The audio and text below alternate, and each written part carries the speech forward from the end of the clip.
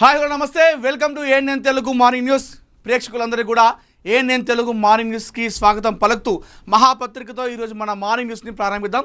ముందుగా మహాపత్రికలో ఈరోజు top news చూసుకుంటే, తెలంగాణలోను సర్ గడువు పొడిగింపు ఆగస్టు 3 ఆఖరు తేదీ అని ప్రకటించిన ఈసీ, కొత్త షెడ్యూల్ని విడుదల చేసిన ఈసీ. సో ఏదైతే ఈ ఓటరు సవరణ ప్రక్రియ ఉందో, సో చాలామంది కూడా భయపడిపోవడం జరిగింది. 14వ తారీఖు లాస్ట్ డేట్ అని చెప్పేసి, లేదంటే 24వ తారీఖు వరకు పెంచుతారు, అదే లాస్ట్ డేట్ అని చెప్పేసి కాస్త డైలమాలు ఉండే. అయితే ఈ నేపథ్యంలో అటు ఓటర్ల నుండి కావచ్చు, ప్రజల నుండి కావచ్చు, అదేవిధంగా మన నాయకుల నుండి, ఏది ప్రతిపక్ష నాయకులు కావచ్చు, లేదంటే ఆ ప్రభుత్వం ఉన్నటువంటి నాయకులు కావచ్చు, చాలామంది కూడా ఈసీని విజ్ఞప్తి చేయడం జరిగింది. సో ఎందుకంటే చాలామంది కూడా లోకల్ లేరు, వాళ్ళ వృత్తిరీత్యా బయట ఉన్నవారు కూడా చాలామంది ఉన్నారు. కాబట్టి మీరు ఈ ఓటరు సవరణ ప్రక్రియను కొన్ని రోజులు పొడిగించాలని చెప్పేసి ఈసీ ముందు వాళ్ళు విజ్ఞప్తి చేయడం జరిగింది. అయితే నిన్న సాయంత్రం సమయంలో ఈ విషయం పైన తెలంగాణలో ఈ ఓటరు సవరణ ప్రక్రియ పెంచే విషయంలో ఎట్టకేలకు ఒక నిర్ణయం తీసుకున్నది ఈసీ అని చెప్పుకోవాలి. సో ఆగస్టు 3వ తేదీ వరకు మనకు ఆఖరి తేదీగా ప్రకటించింది. సో ఈరోజు 15వ, అంటే చాలామంది కూడా ఆగస్టు 14 వరకే లాస్ట్ అని చెప్పేసి అనుకున్నారు. లేదు 10 రోజులు ఉన్నది, 24th వరకు లాస్ట్ అని చెప్పేసి మరికొంతమంది అనుకున్నారు. సో ఇదంతా కాదు, ఆగస్టు 3 వరకు మీకు ఛాన్స్ ఇస్తున్నాం. మీకు ఆ టైం వరకు చివరి తేదీ ఉంది. అప్పటి వరకు మీరు ఏదైనా ఉంటే అవన్నీ కూడా చూసుకోండి. మీ ఊర్లకు వెళ్ళి ఆ ఓటర్ సవరణ ప్రక్రియలో పాల్గొని ఆ ఫారం నింపండి అని చెప్పేసి చెప్తా ఉన్నారు. సో మొత్తానికైతే ఆగస్టు 3వ తేదీ వరకు అయితే ఈసీ ప్రకటించింది. సో ఆంధ్రప్రదేశ్లో మొన్న ఎక్స్టెండ్ చేయడం జరిగింది. సో ఈ నేపథ్యంలో తెలంగాణలో కూడా ఇంకా గడువు పెంచాలి అని చెప్పేసి చాలామంది కూడా అభిప్రాయపడ్డారు. ఈ మేరకు ఈసీ కీలక నిర్ణయం తీసుకుంది. ఆగస్టు 3వ తేదీ వరకు కూడా ఈసీ ప్రకటించింది. అదే ఈ కొత్త షెడ్యూల్లో ఏముందని చెప్పేసి మనం చూసుకుంటే,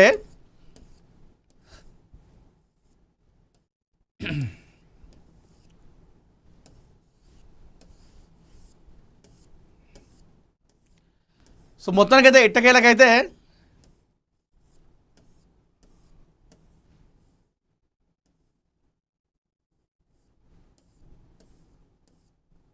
ఇది తెలంగాణలో ఎస్ఐఆర్ గడువును కేంద్ర ఎన్నికల సంఘం పొడిగించింది. ఈ మేరకు సవరించిన కొత్త షెడ్యూల్ని ఈసీ బుధవారం విడుదల చేసింది. కొత్త షెడ్యూల్ ప్రకారం బూత్ స్థాయి అధికారులు చేపట్టే ఇంటింటి సర్వే గడువును ఆగస్టు 3 వరకు పొడిగించారు. గతంలో నిర్ణయించిన గడువు ముగియడంతో క్షేత్రస్థాయిలో ప్రక్రియను మరింత పారదర్శకంగా పూర్తి చేసేందుకు ఈ అదనపు సమయాన్ని కేటాయించారు. అలాగే పోలింగ్ కేంద్రాల వద్ద పునర్వ్యవస్థీకరణ, హేతుబద్ధీకరణ ప్రక్రియను కూడా ఆగస్టు 3 నాటికి పూర్తి చేయాలని చెప్పేసి ఎన్నికల సంఘం స్పష్టం చేసింది. సవరించినటువంటి షెడ్యూల్ వివరాలు ఇలా ఉన్నాయి. బిఎల్ఓల ఇంటింటి సర్వే ఆగస్టు 3, 2026 వరకు పొడిగించింది. అదేవిధంగా ఆగస్టు 3 నాటికి ఈ పోలింగ్ కేంద్రాల పునర్వ్యవస్థీకరణను కూడా పూర్తి చేయాలని చెప్పేసింది. అంటే ఓటర్ల ముసాయి జాబితా ప్రచురణ ఆగస్టు 10న విడుదల చేస్తారట. క్లెయిమ్లు, అభ్యంతరాల స్వీకరణను ఆగస్టు 10 నుండి సెప్టెంబర్ 9 వరకు ఓటర్లు తమ అభ్యంతరాలను తెలుపవచ్చు లేదా కొత్త ఓటు కోసం దరఖాస్తు చేసుకునేందుకు అవకాశం కల్పించారు. క్లెయిమ్లు, అభ్యంతరాలను ఆగస్టు 10 నుండి అక్టోబర్ 8, 2026 లోపు వీటిని అధికారులు పరిష్కరిస్తారు. ఓటర్ల తుది జాబితాను అక్టోబర్ 10న అధికారికంగా విడుదల చేస్తారు. సవరించిన షెడ్యూల్ సమాచారాన్ని రాష్ట్రంలోని రాజకీయ పార్టీలన్నిటికీ లిఖితపూర్వకంగా సమాచారం అందించాలని కేంద్ర ఎన్నికల సంఘం అండర్ సెక్రటరీ సందీప్ కుమార్ సంబంధిత అధికారులను ఆదేశించారు. అయితే దీన్ని ఏదైతే ఈ సర్ ఉందో, ఈ ఓటరు సవరణ ప్రక్రియలో ఖచ్చితంగా పాల్గొనండి. ఖచ్చితంగా మీ ఓటుని గల్లంతు కాకుండా చూసుకోండి. ఏమవుతుందిలే, నాకెందుకులే, నాకు ఓటు హక్కు వచ్చి 10 సంవత్సరాలు 20 సంవత్సరాలు అవుతుంది, కానీ నేను ఎప్పుడు కూడా మా ఊరికి పోయి ఓటు వేయలేదు, నాకు ఇక్కడ వర్క్ టెన్షనే బాగున్నది, నాకు ఇక్కడ పని ఒత్తిడే నాకు బాగున్నది, ఈ విడిచిపెట్టుకొని పోయి నేను వాళ్ళ కోసం పోయి ఓటేసి వస్తున్నా, అసలు నేను ఓటే వేయను అనుకుంటే మాత్రం అది చాలా పెద్ద పొరపాటు అయిపోతుంది. చాలా పెద్ద పొరపాటు అవుతుంది. ఖచ్చితంగా ప్రతి ఒక్కరు కూడా మీ ఓటును కాపాడుకోవాలి. పాల్గొనకపోతే ఓటు పోతుంది, పోతే పోనిది, ఎట్లా నేను ఓటు వేయ కనుక లైట్ తీసుకుంటే మాత్రం చాలా పెద్ద పొరపాటు. ఖచ్చితంగా ఈ ఓటరు సవరణ ప్రక్రియలో పాల్గొనాలి. ఆ ఫారం నింపండి. ఖచ్చితంగా మీ ఓటును గల్లంతు కాకుండా చూసుకోండి. మీ ఓటు హక్కు ఉండేలా చూసుకోండి. అక్కడ అభ్యంతరాలు కూడా పెట్టడం జరిగింది. చూడండి, మీరు ఓటు హక్కు పోయినట్టయితే ఆగస్టు 10 నుండి సెప్టెంబర్ 9 వరకు ఓటర్లు తమ పేరు రాకపోయినా, ఇప్పుడు అది చేసిర్రు అయినా కూడా వాళ్ళ పేరు రాలేదు, లేదంటే ఇంటి పేరు తప్పు పడ్డది అనుకోండి, ఇంటి పేరు తప్పు పడ్డది, లేకపోతే పేరు తప్పు పడ్డది, ఇంటి అడ్రస్ తప్పు పడ్డది, అప్పుడు మన అభ్యంతరాలు చెప్పుకోవచ్చు. అట్లా ఒక 1 మంత్ టైం ఉంటుంది. ఆగస్టు 10 నుండి సెప్టెంబర్ 9 వరకు కూడా ఒక 1 మంత్ టైం ఇచ్చారు అభ్యంతరాలకు. మీలో మీ పేరు తప్పు వచ్చినా ఏం తప్పు వచ్చినా మీకు 1 మంత్ టైంలో మీరు అభ్యంతరాలు కూడా చెప్పుకోవచ్చు. లైట్ తీసుకోకండి అస్సలు. ప్రతి ఒక్కరు కూడా ఇందులో పాల్గొని మీ ఓటు హక్కు కాపాడుకోనేలా చేసుకోవాలి.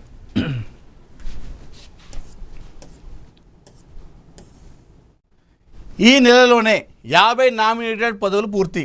టీపీసీసీ చీఫ్ మహేష్ కుమార్ గౌడ్ రేణుకా చౌదరికి ఫోన్ కూడా చేయడం జరిగిందంట. ఈ నెలలోనే నామినేటెడ్ పోస్టులు 50 ఉన్నాయట. ఆ పదవుల భర్తీ చేయబోతుందంట అన్నట్టుగా టీపీసీసీ చీఫ్ మహేష్ కుమార్ గౌడ్ అయితే చెప్పడం జరిగింది. రాష్ట్రంలో కాంగ్రెస్ పార్టీ సంస్థాగత బలోపేతంపై దృష్టి సారించినట్లు టీపీసీసీ అధ్యక్షుడు మహేష్ కుమార్ గౌడ్ తెలిపారు. ఈ నెలలోనే 50 నామినేటెడ్ పదవులను భర్తీ చేయనున్నట్లు వెల్లడించారు. బుధవారం గాంధీ భవన్లో మీడియాతో నిర్వహించిన చిట్ చాట్లో ఆయన మాట్లాడుతూ గతంలో పనితీరు కనబరిచిన వారికి మరోసారి అవకాశం కల్పించే అంశాన్ని పరిశీలిస్తున్నామని చెప్పారు. జిల్లా కాంగ్రెస్ కమిటీల పనితీరును పార్టీ నిరంతరం సమీక్షిస్తుందని, పనితీరు సంతృప్తికరంగా లేకపోతే అవసరమైన చోట మార్పులు చేసే అవకాశం ఉందని మహేష్ కుమార్ గౌడ్ స్పష్టం చేశారు. పార్టీ సంస్థాగత నియామకాలపై పార్టీ రాష్ట్ర వ్యవహారాల ఇన్ఛార్జ్ మీనాక్షి నటరాజన్తో ఇప్పటికే చర్చించినట్లు తెలిపారు. మరో 2 రోజులు ముఖ్యమంత్రి రేవంత్ రెడ్డితో సమావేశమై పార్టీ వ్యవహారాలపై చర్చించినట్టు వెల్లడించారు. పదవుల పునర్నియామకంపై ఇప్పటి వరకు తుది నిర్ణయం తీసుకోలేదని, మండల కమిటీల ఏర్పాటులో డీసీసీ అధ్యక్షుల నివేదికలే ప్రాధాన్యం ఉంటుందని పేర్కొన్నారు. ఖమ్మం రాజకీయాలపై ఇటీవల ఎంపీ రేణుకా చౌదరి చేసిన వ్యాఖ్యల వివాదంపైన మహేష్ కుమార్ గౌడ్ స్పందించారు. ఈ అంశంపై రేణుకా చౌదరితో తాను మాట్లాడాలని తెలిపారు. ఖమ్మంలో బీజేపీ బీఆర్ఎస్ 2 కాంగ్రెస్ వైపు చూస్తున్నాయనే ఉద్దేశంతో వ్యాఖ్యానించానని రేణుకా చౌదరి తనతో చెప్పారని, అయితే ఆమె వ్యాఖ్యలను కొందరు వక్రీకరించి దుష్ప్రచారం చేశారని చెప్పేసి అన్నారు. మిత్రపక్షమైన సిపిఐ నేత కూనంనేని సాంబశివరావుతో కాంగ్రెస్కి ఎలాంటి విభేదాలు లేవని మహేష్ కుమార్ గౌడ్ స్పష్టం చేశారు. స్థానికంగా కాంగ్రెస్ క్యాడర్ ప్రయోజనాలను కాపాడే క్రమంలోనే కొన్ని వ్యాఖ్యలు వచ్చి ఉండొచ్చని తెలిపారు. అలాంటి సమస్యలను స్థానిక స్థాయిలోనే పరిష్కరించుకోవాలని సూచించారు. ప్రతి చిన్న అంశాన్ని గాంధీ భవన్కు తీసుకురావాల్సిన అవసరం లేదని పార్టీ శ్రేణులకు సూచించారు. అయితే అది పెద్దలకు చిన్న అంశమే కావచ్చు, చిన్న చిన్న విషయాలు కావచ్చు, అది వారికి ఆయా జిల్లాల్లో, ఆయా మండలాల్లో, ఆయా గ్రామ స్థాయిలో అది వారికి పెద్ద సమస్య అయి ఉండొచ్చు అది. సో మొత్తానికైతే 50 నామినేటెడ్ పదవులు భర్తీ చేయబోతున్నారట. పోస్టులు ఖాళీ ఉన్నాయి. ఈ 50 పోస్టులు కూడా ఏదైతే ఈ నెలలో 50 నామినేటెడ్ పోస్టులు భర్తీ చేయబోతున్నట్టుగా మన మంత్రి టీపీసీసీ చీఫ్ మహేష్ కుమార్ గౌడ్ గారు చెప్పడం జరిగింది. మరి ఈ 50 పోస్టులు ఎవరికి ఇస్తారు? కట్టర్ కాంగ్రెస్ కార్యకర్తలకే ఇవ్వాలి. అధికారంలో ఉన్నా లేకపోయినా కాంగ్రెస్ జెండా పట్టుకున్న ఉన్నటువంటి వ్యక్తులు ఎవరైతే ఉంటారో వాళ్ళకే ఈ నామినేటెడ్ పోస్టులు ఇవ్వాలి. జంపింగ్లకు ఇచ్చినట్టయితే ఇప్పటికే అధికారం వచ్చిన తర్వాత చాలామంది ఇతర పార్టీల నేతలు తీసుకొని వాళ్ళకే పదవులు ఇస్తున్నారు, వాళ్ళనే మంచిగా చూసుకుంటున్నారు, వాళ్ళకే కాంట్రాక్టులు ఇస్తున్నారు అనేటువంటి ఒక అప్రతిష్ట మూట కట్టుకున్నది ఆ మధ్యకాలంలో. అయితే దాన్ని చెరిపేసే ప్రయత్నం చేయాలంటే ఇప్పుడు ఏదైతే 50 నామినేటెడ్ పోస్టులు భర్తీ ఉందని చెప్తున్నారు కదా, ఆ 50 నామినేటెడ్ పోస్టులు అన్నీ కూడా కట్టర్ కాంగ్రెస్ కార్యకర్తకే ఇవ్వాలని చెప్పేసి కోరుతా ఉన్నాం. వాళ్ళకి ఇవ్వాలి.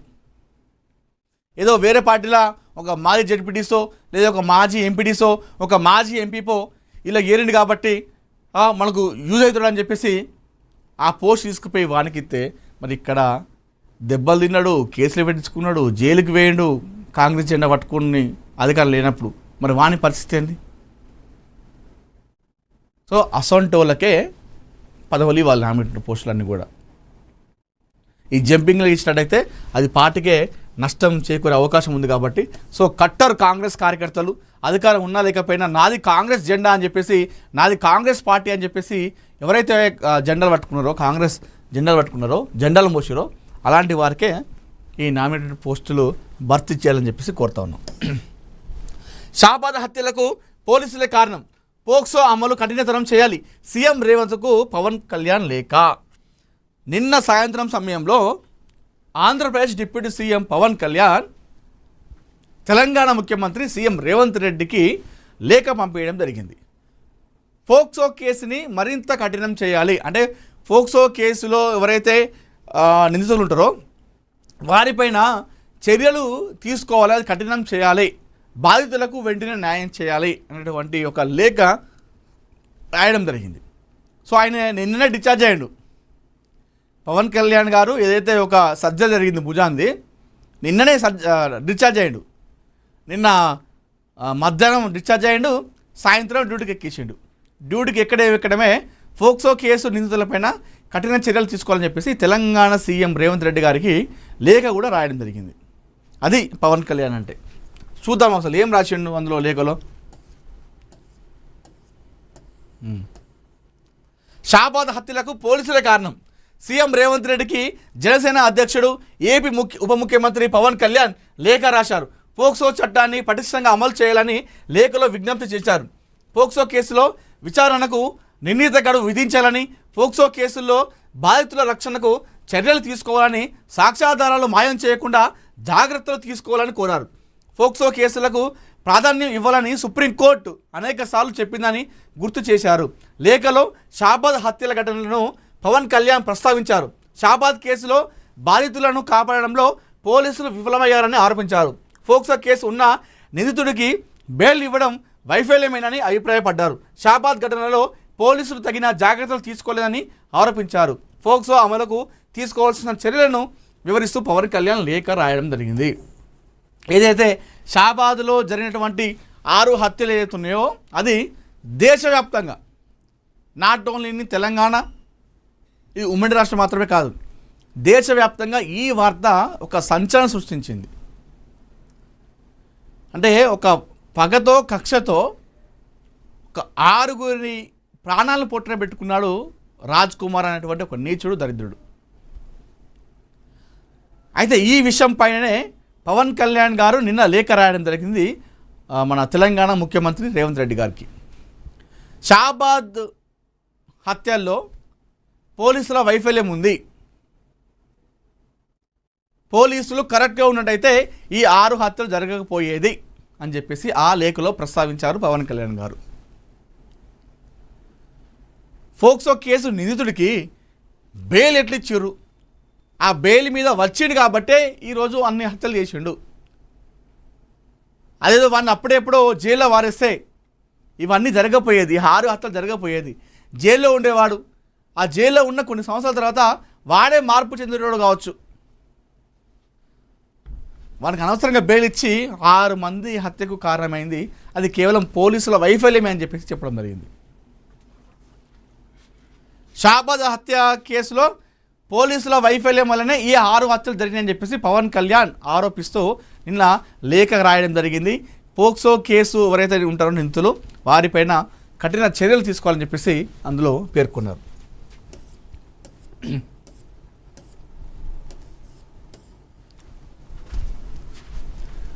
2027లో రాష్ట్ర వ్యాప్తంగా పాదయాత్ర చేస్తా, బీజేపీ అధికారంలోకి వచ్చే అవకాశం లేదని కేటీఆర్, సరైన సమయంలో కేసీఆర్ ప్రజల్లోకి అని ఢిల్లీలో కేటీఆర్ చెప్పడం జరిగింది.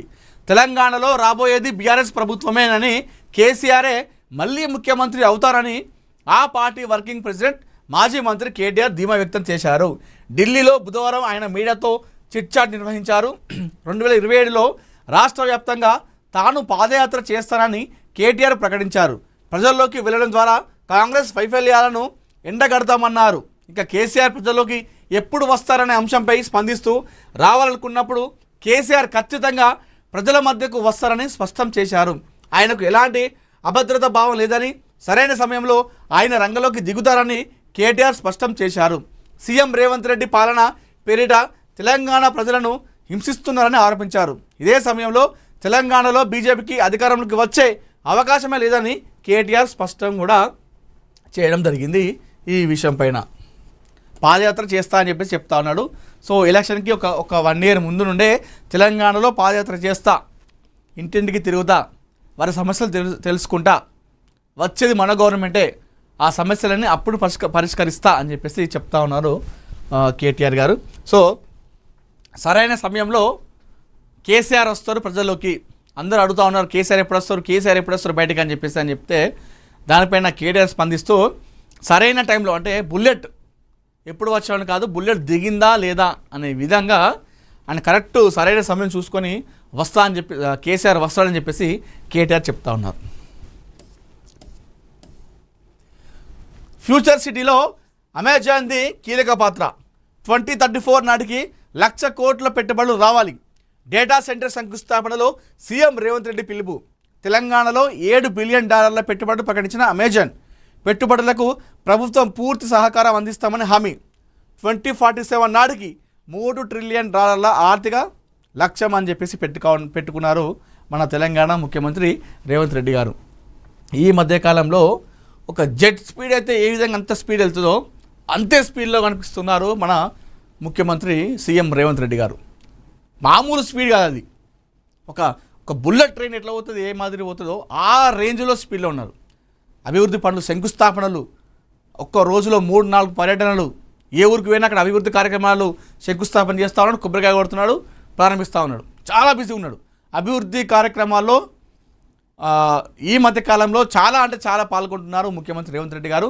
అదేవిధంగా తెలంగాణలో అభివృద్ధి పథంలో ముందుకు నడిపించేందుకు ఆయన చాలా కార్యక్రమాలు తీసుకొస్తా ఉన్నారు, చాలా పథకాలు తీసుకొస్తా ఉన్నారు. దాంతోపాటుగా ఎన్నో శంకుస్థాపనలు, అది కూడా తెలంగాణ రాష్ట్రానికి ఆర్థికంగా లాభం అయ్యే విధంగా ఇవన్నీ కూడా చేస్తూ ఉన్నాడు. అయితే నిన్న దీనిలో భాగంగా ఫ్యూచర్ సిటీలో భాగంగా ఈ అమెజాన్ది శంకుస్థాపన చేయడం జరిగింది, డేటా సెంటర్ను. సో ఈ పెట్టుబడులకు ప్రభుత్వం ఎప్పుడైనా కూడా ఫుల్ సహకారం ఉంటుంది, సపోర్ట్ బాగుంటుందని చెప్పి చెప్తా ఉన్నాడు. తెలంగాణలో $7 బిలియన్ పెట్టుబడులకు అమెజాన్ ప్రకటించింది. అయితే ఇదంతా కూడా 2047 నాటికి ఓవరాల్గా చూసుకుంటే $3 ట్రిలియన్ ఆర్థికం వచ్చే విధంగా, అంటే $3 ట్రిలియన్ మనకు తెలంగాణకు ఆర్థికంగా ఆ లక్ష్యం, ఆ టార్గెట్ పెట్టుకున్నారంట. సో నిన్న చకచక అన్నీ కూడా శంకుస్థాపనలు ఎక్కడ పోతే అక్కడ ఓపెనింగ్ చేస్తూ ఉన్నాడు, ప్రారంభిస్తూ ఉన్నాడు. సో నిన్న సాయంత్రం వాళ్ళ వనపర్తిలో ఒక ప్రభుత్వ బాలిక అది ఉందిగా నూతన భవనాన్ని ప్రారంభించిండు. ఈ మధ్యకాలంలో చాలా దూసుకెళ్తా ఉన్నాడు రేవంత్ రెడ్డి గారు. సో కాంగ్రెస్ పార్టీని ప్రజలకు తీసుకెళ్తూ, పథకాలను తీసుకెళ్తూ, అదేవిధంగా వచ్చే ఎన్నికల్లో కాంగ్రెస్ పార్టీని మరోసారి అధికారంలోకి తీసుకొచ్చే విధంగా కూడా అడుగులు వేస్తూ ఉన్నారు మన సీఎం రేవంత్ రెడ్డి గారు. భారత్ ఫ్యూచర్ సిటీలో అమెజాన్ వెబ్ సర్వీసెస్ ఆధ్వర్యంలో నిర్మించనున్న దేశంలోని అతిపెద్ద డేటా సెంటర్కు ముఖ్యమంత్రి రేవంత్ రెడ్డి బుధవారం శంకుస్థాపన చేశారు. ఈ సందర్భంగా మాట్లాడుతూ 2034 నాటికి నిర్దేశించుకున్న అభివృద్ధి లక్ష్యాల సాధనకు తెలంగాణ ప్రయాణం ప్రారంభమైందని ప్రకటించారు. ప్రపంచంలోనే అత్యుత్తమ నగరాల్లో ఒకటిగా భారత్ ఫ్యూచర్ సిటీని తీర్చిదిద్దాలన్న ప్రభుత్వ సంకల్పానికి అమెజాన్ డేటా సెంటర్ తొలిమెట్టుగా నిలుస్తుందని పేర్కొన్నారు. దేశంలోనే అభివృద్ధి చెందినటువంటి మోడల్ రాష్ట్రంగా తెలంగాణను నిలబెట్టే క్రమంలో అమెజాన్ కీలక భాగస్వామిగా ఉండాలని ముఖ్యమంత్రి కోరారు. వచ్చే సంవత్సరాల్లో రాష్ట్రంలో $1,00,000 కోట్ల పెట్టుబడులు పెట్టేలా సంస్థ ముందుకు రావాలని విజ్ఞప్తి చేశారు. ప్రభుత్వం కూడా అవసరమైన అన్ని మౌలిక సదుపాయాలు, అనుమతులు, సహకారాన్ని అందిస్తుందని హామీ కూడా ఇవ్వడం జరిగింది. ఇది సో మన తెలంగాణకి ఆర్థిక వ్యవస్థలో ఆర్థికంగా బలపడడంలో అమెజాన్ మొదటి స్థానంలో ఉండాలి, తెలంగాణ అభివృద్ధిలో తోడ్పడాలి, అమెజాన్ మొదటి స్థానంలో ఉండాలని చెప్పేసి ముఖ్యమంత్రి రేవంత్ రెడ్డి గారు కోరడం జరిగింది. సో నిన్న అమెజాన్ డేటా సెంటర్ని ప్రారంభించాడు. సో పెట్టుబడులు వస్తాయి, మా ప్రభుత్వం ఎప్పుడు కూడా సపోర్ట్ ఉంటుంది, ఫుల్ సపోర్ట్ ఉంటుందని చెప్పేసి చెప్పడం జరిగింది. కవిత దూకుడు 23 నియోజకవర్గాలకు పార్టీ ఇన్ఛార్జ్ల తొలి నియామకం, లక్కీ నెంబర్ 5 వచ్చేలా ప్రకటన. పార్టీ బలోపేతంపై కవిత ప్రత్యేక దృష్టి, లక్కీ నెంబర్ 5 సెంటిమెంట్తో ప్రకటన. దశల వారీగా మిగిలిన నియామకాలు చేపడతాం, ఆషాఢంలో శుభముహూర్తాన జాబితా విడుదల, క్షేత్రస్థాయిలో పార్టీ విస్తరణకు కార్యాచరణ ప్రారంభం. ఓవరాల్గా 23 నియోజకవర్గాలకి ఆమె ఇన్ఛార్జ్ను కూడా నియమించడం జరిగింది.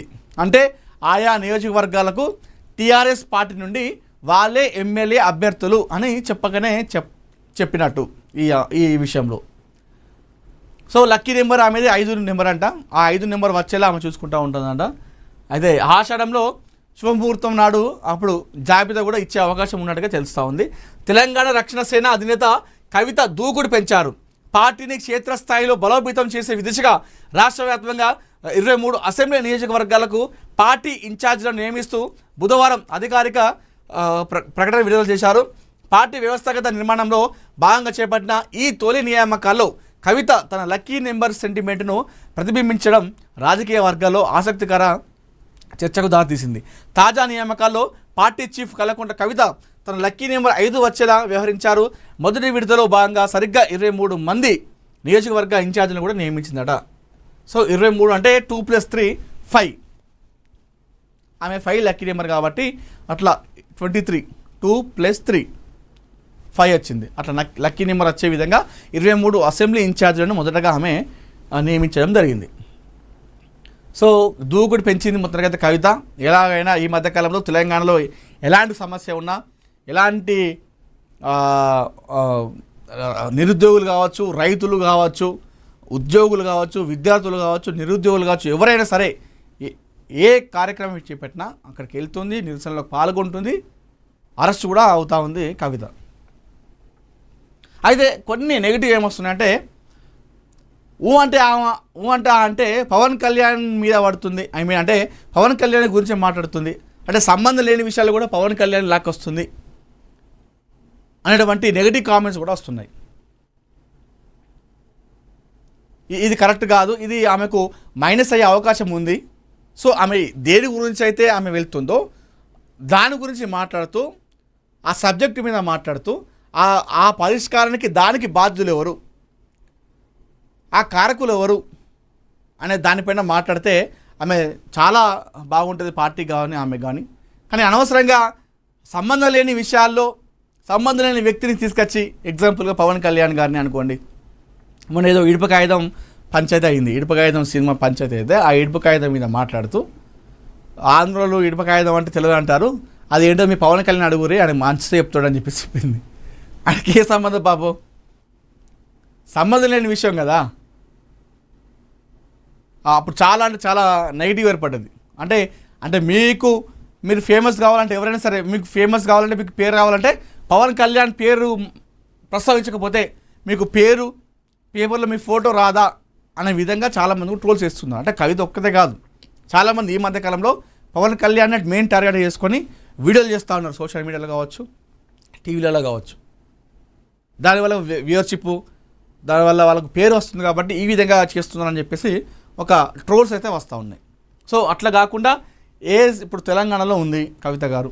సో తెలంగాణలో సమస్యల మీద ముఖ్యంగా వాటి మీద ముందుకు దూసుకెళ్తే ఆమెకు ఖచ్చితంగా మంచి భవిష్యత్తు ఉంటుంది. తెలంగాణ ఆల్రెడీ వచ్చేసింది. ఆంధ్ర తెలంగాణ రెండు విడిపోయినాయి.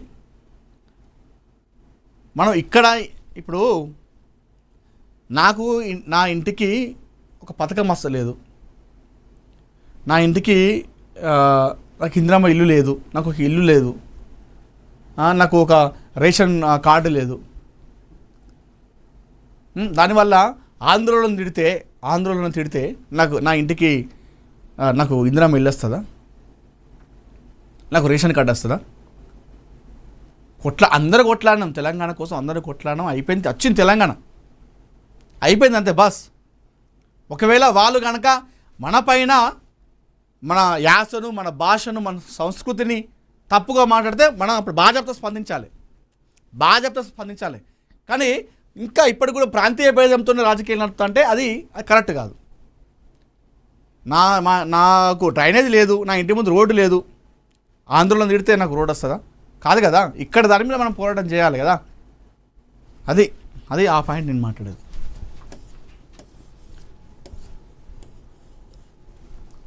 ఆదిలాబాద్ సీసీఐని వెంటనే తెరిపించాలి. ఆదిలాబాద్ సీసీఐ వెంటనే విజ్ఞప్తి కూడా చేయడం జరిగిందట. కేంద్ర మంత్రి కుమారస్వామిని కలిసిన కేటీఆర్, కాంగ్రెస్ ప్రభుత్వం సహకరించాలని కేటీఆర్ డిమాండ్. కాంగ్రెస్ ప్రభుత్వం ప్లాన్ తెరిపించే వరకు పోరాటం కొనసాగిస్తామని చెప్పేసి కేటీఆర్ చెప్తా ఉన్నారు. 2,000 కోట్ల పెట్టుబడితో కొత్త ఫ్యాక్టరీ ప్రతిపాదన, వేలాది ఉద్యోగాలకు సీసీఐ పునరుద్ధరణ కీలకమని చెప్పేసి చెప్తా ఉన్నారు. నిన్న కేటీఆర్ గారు ఈ ఆదిలాబాద్ సీసీఐ తెరిపించాలని చెప్పేసి కేంద్ర మంత్రిని కుమారస్వామి గారిని కలిశారు. దానిపై డిస్కషన్ కూడా చేశారు. సో వేలాది ఉద్యోగాలకు ఈ సీసీఐ చాలా కీలకమవుతుంది కాబట్టి ఒకవేళ దీన్ని చేయకపోతే మేము ఎంత ఉద్యమైనా ఈ ప్లాంట్ తెరిపించే వరకు ఎంత పోరాటమైనా చేస్తామని చెప్పేసి కేటీఆర్ అయితే చెప్తా ఉన్నారు. యూత్ కాంగ్రెస్ అధ్యక్షుడికి షోకాజ్, ఆ ఆడియో తనది కాదని ప్రకటన. తెలంగాణలో ఈ శివచరణ్ రెడ్డి వర్సెస్ మన ఎవరు యాదమ్మ అనుకుంటా, ఇద్దరి మధ్యలో ఇప్పుడు ఒక పెద్ద ఫైర్ నడుస్తూ ఉంది, ఒక పెద్ద యుద్ధం నడుస్తూ ఉంది. ఇటు వీళ్ళ వర్గీయులు, అటు వాళ్ళ వర్గీయులు, వీళ్ళ మీద వాళ్ళ మీద వీళ్ళు దాడులు. మన శివచరణ్ రెడ్డి ఇంటి మీద కూడా దాడికి కూడా చేయడం జరిగింది. శివచరణ్ రెడ్డికి ఇండియన్ యూత్ కాంగ్రెస్ జాతీయ కమిటీ షాక్ ఇచ్చింది. పార్టీ క్రమశిక్షణను ఉల్లంఘించేలా వ్యవహరించారని అన్న ఆరోపణలపై ఐవైసీ జాతీయ అధ్యక్షుడు ఉదయ్ భాను చిప్ ఆయనకు షోకాజ్ నోటీసులు జారీ చేశారు. ఇండియన్ నేషనల్ కాంగ్రెస్కు చెందిన ఒక సీనియర్ మహిళా నేతపై శివచరణ్ రెడ్డి అనుచిత భాషలు ఉపయోగించారని, అలాగే వివిధ కులాలను కించపరిచేలా వ్యాఖ్యలు చేయడంతో పాటు కాంగ్రెస్ పార్టీ అగ్రనాయకత్వంపై కూడా అవమానకరమైన పదజాలాన్ని వాడాలని ఈ నోటీసులో పేర్కొన్నారు. అయితే ఆ ఆడియో తనది కాదని, తనపై కొందరు కుట్ర చేస్తున్నారని చెప్పేసి శివచరణ్ రెడ్డి చెప్పడం జరిగింది. మరి దీనిపైన వాళ్ళు ఏమంటారు చూద్దాం. మణుగూరుకు ఒకేసారి 4 మంత్రులట. సీతారామ ప్రాజెక్టు పరిశీలనకు బట్టి ఉత్తమ్, పొంగులేటి, తుమ్మల. భద్రాద్రి కొత్తగూడెం జిల్లా మణుగూరులో గురువారం రాష్ట్ర మంత్రుల భారీ పర్యటన జరగనుంది. తెలంగాణ రాష్ట్ర ఉప ముఖ్యమంత్రి, ఆర్థిక ప్రణాళిక, ఇంధన శాఖ మంత్రి బట్టి విక్రమార్కతో పాటు రాష్ట్ర మంత్రులు పొంగులేటి శ్రీనివాసరెడ్డి, తుమ్మల నాగేశ్వరరావు, ఉత్తమ్ కుమార్ రెడ్డిలు ఒకేసారి మణుగూరుకి రానున్నారు.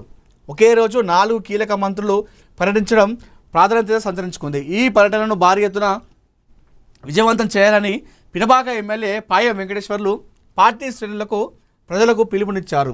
మంత్రుల బృందం పినపాక నియోజకవర్గంలో ప్రతిష్టాత్మకంగా చేపట్టిన సీతారామ ప్రాజెక్టు పనులను పరిశీలించనుంది. ఇందులో భాగంగా మారేళ్లపాడు, సీతమ్మ బ్యారేజ్ ప్రాంతాలలో జరుగుతున్న నిర్మాణ పనులను క్షేత్రస్థాయిలో పరిశీలిస్తారు. అనంతరం ఇరిగేషన్ శాఖ ఉన్నతాధికారులతో కలిసి ప్రాజెక్టుల పురోగతిపై సమీక్ష సమావేశం నిర్వహించనున్నారు.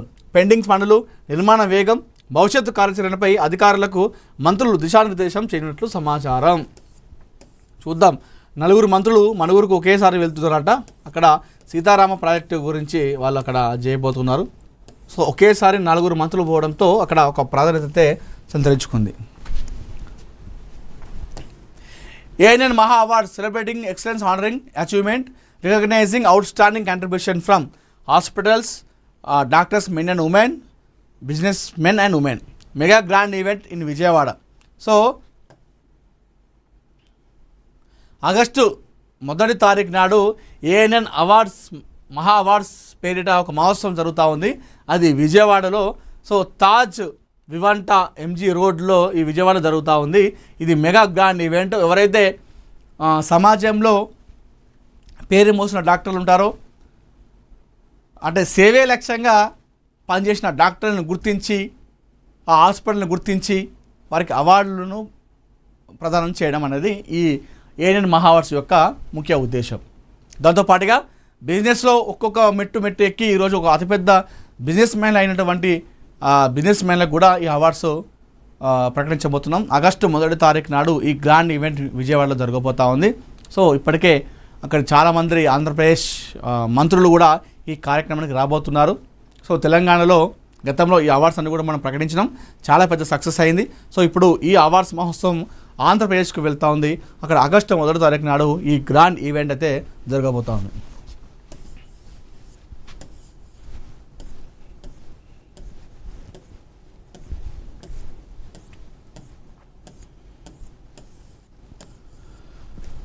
ముందు చూపుతో అడుగులు వేస్తున్న శ్రీలీల అని చెప్పేసి చూస్తూ ఉన్నాం. సో శ్రీలీలకు అతి చిన్న వయసులోనే అవకాశాలు వస్తున్నాయి తెలుగులో.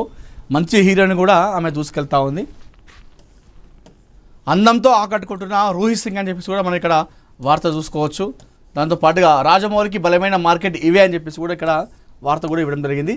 సెన్సార్ వ్యవస్థపై వర్మ ఘాటు వ్యాఖ్యలు అని చెప్పేసి కూడా మనం ఇక్కడ వార్త వస్తున్నాం. ఎప్పుడు వివాదాల్లో వార్తలు ఉన్నటువంటి వర్మ ఆర్జీవి మరొకసారి సెన్సార్ వ్యవస్థపై ఘాటు విమర్శలు చేస్తూ మరొకసారి తను వార్తలు కూడా నిలవడం జరిగింది. సో ఇవి ఈరోజు ANN తెలుగు మార్నింగ్ న్యూస్. మరిన్ని ఇంట్రెస్టింగ్ వార్తల కోసం చూస్తూనే ఉండండి ANN తెలుగు.